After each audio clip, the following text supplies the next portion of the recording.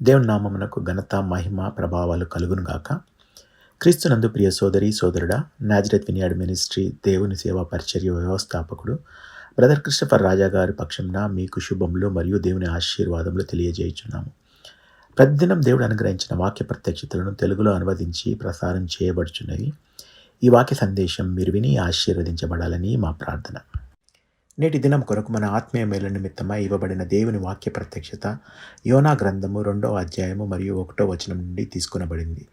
అప్పుడు యోనా చేప కడుపులో నుండి తన దేవుడైన యెహోవాకు ప్రార్థించాడు.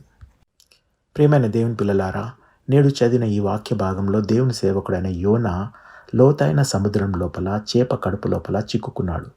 బతికే అవకాశం లేదన్న విషయం యోనాకి బాగా అర్థమైంది. ఎందుకంటే చాలా తీవ్రమైన పరిస్థితుల్లో చిక్కుకున్నాడు. ఎక్కడికి వెళ్ళాలో అతనికి తెలియడం లేదు. ఎందుకంటే చేప కడుపు లోపల పూర్తిగా చీకటిగా ఉన్నది. ఎలా తప్పించుకోవాలో అతనికి తెలియదు. సహాయం కోసం పిలవడానికి అతని చుట్టూ ఎవరైనా ఉన్నారా అని పిలిచాడు. కానీ ఎవరూ లేరు. కాబట్టి అతను తన ప్రయత్నాల్లో విఫలమయ్యాడు. అంతేకాదు, ఇంకా కొత్త ప్రయత్నాలను చేయడం కూడా విరమించుకున్నాడు. మొదట్లో ఈ ప్రమాదం నుండి బయటపడేందుకు తన వంతు ఎంతో ప్రయత్నం చేశాడు. చాలా ఉత్తమ స్థాయిలో ప్రయత్నించాడు. నోటి పళ్ళతోనూ మరియు చేతి గోళ్ళతోనూ పోరాడాడు. కానీ ఇంకా బతికే అవకాశాలు లేవు అని అప్పుడు అతడు దేవునికి పూర్తిగా లొంగిపోయాడు. అప్పుడు దేవుని సహాయం కోసం పిలవడం ప్రారంభించాడు. అప్పుడు యోనా చేప కడుపులో నుండి తన దేవుడైన యెహోవాకు ప్రార్థించాడని నేడు చదివిన వాక్యంలో మనం గమనించాలి. నా ప్రియ సోదరి, సోదరుడా, సరిగ్గా ఇలాంటి పరిస్థితి నేటి దినాల్లో చాలామంది జీవితాల్లో ఉన్నది. యువకులు ఉద్యోగం సంపాదించడం కోసం ఈ ఉద్యోగమని, ఆ ఉద్యోగమని, ఈ ఇంటర్వ్యూ అని, ఆ ఇంటర్వ్యూ కోసం ప్రయత్నిస్తూ మరియు ప్రయత్నిస్తూనే ఉంటారు. కానీ వారికి అనుకూలంగా ఏది పని చేయదు. అనేకులు వ్యాపారంలో పెట్టుబడి పెడతారు. వారు ఇక్కడ అని, అక్కడ అని పరిగెత్తుతూ చాలా కష్టపడి పని చేస్తారు. చివరకు అన్ని ఫెయిల్యూర్సే. లక్షలాది రూపాయలన్నీ నష్టం జరుగుతుపోతుంటుంది. అనేకులకు అనారోగ్యం వచ్చినప్పుడు వారు వైద్యులను కలవడానికి హాస్పిటల్స్ పరిగెత్తుతూ ఉంటారు. వైద్యుల తర్వాత వైద్యులను కలుస్తూ ఉంటారు. చాలా డబ్బులు ఖర్చు పెడతారు. కానీ ఆరోగ్యం కుదుట పడే బదులు అనారోగ్యం ఇంకా పెరిగిపోతూ ఉంటుంది. కానీ ఎప్పుడూ ఆ అనారోగ్యం తగ్గదు. ఇది కొంతవరకు చాలా ఆశ్చర్యకరమైన విషయమని మనం గమనించాలి.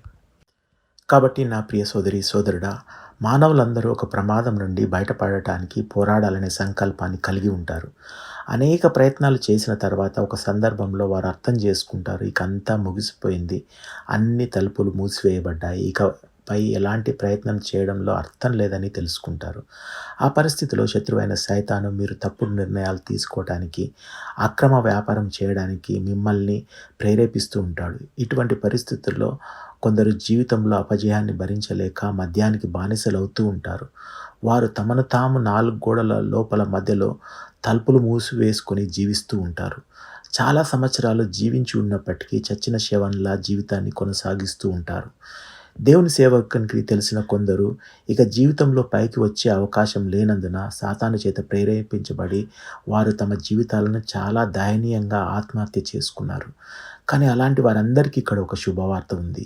ఇక్కడ యోనా కూడా మనుగడ సాగించే అవకాశం లేదు. కానీ విజ్ఞప్తి చేసుకోవటానికి ఉన్నతమైన కోర్టు ఉందని అతనికి బాగా తెలుసు. అది మన ప్రభువును రక్షకుడైన యేసుక్రీస్తు దేవుని ఉన్నతమైన కోర్టు. మన కష్ట సమయంలో సహాయం కోసం ఆయనను పిలవాలి. నేడు ప్రభువైన యేసుక్రీస్తు మీ హృదయ ద్వారం వద్దనే నిలబడి మీ తలుపును తడుతూ ఉన్నాడు. ఆయనను ప్రార్థనలో మనం పిలవాలి. ఓ ప్రభువా, ఓ ప్రభువా అని విజ్ఞాపన చేయాలి, మొరపెట్టాలి. ఒకవేళ మీ పరిస్థితి చచ్చిన పరిస్థితిగా ఉండవచ్చు, లేదా మీరు జీవితంలో చివరి స్థితిలో ఉన్నారేమో. ఎటువంటి పరిస్థితి అయినా సరే దేవునికి అది ఒక విషయం కానే కాదు. మనం ప్రార్థనలో దేవుణ్ణి పిలవడం ప్రారంభించిన తర్వాత మనకు మద్దతు ఇవ్వడానికి దేవుడు సిద్ధంగా ఉంటాడు. మనం దేవుడిని ప్రార్థనలో పిలిచినప్పుడు దేవుడు మీ స్వరాన్ని వింటాడు. వెంటనే మీకు మద్దతు ఇవ్వడానికి, మీ మాట వినటానికి పరిగెత్తి వస్తాడు. అన్ని ప్రమాదాల నుండి బయటపడేలా చేస్తాడు. దేవుడే మనకు సహాయం చేస్తాడు. ప్రియమైన దేవుని పిల్లలారా, చివరకు దేవుడు యోనా ప్రార్థన విని యోనాను చేప కడుపు నుండి బయటికి వచ్చేలా చేశాడు. అప్పుడు నినివే పట్టణంలో లక్షలాది మంది ప్రజలకు యోనా ఒక ఆశీర్వాదకరంగా మారాడు.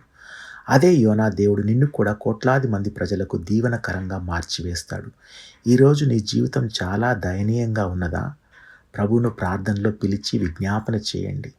అతను నిన్ను చాలామంది లక్షలాది ప్రజలకు ఆశీర్వాదకరంగా చేస్తాడు.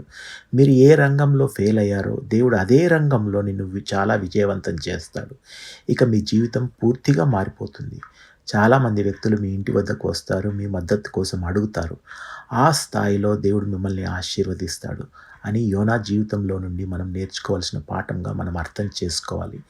ఈ వాక్య సందేశం వింటున్న మీరు కళ్ళు మూసుకుంటారా? నేను మీకోసం ప్రార్థిస్తాను. అబ్బా!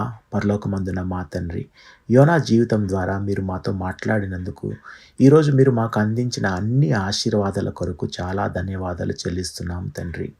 ప్రభువా, ప్రార్థనలో ఏకీభవిస్తున్న ఈ సోదరుడు, సోదరిని వారిని మీరు తాకండి. అనారోగ్యాలు, పేదరికము, అప్పులు మరియు డ్రగ్ అడిక్షన్‌ను తీసివేసి వారికి విడుదలను అనుగ్రహించండి. వారి కుటుంబాల్లో ముఖ్యంగా వారి పిల్లలకు శాంతి సమాధానాలను అనుగ్రహించండి.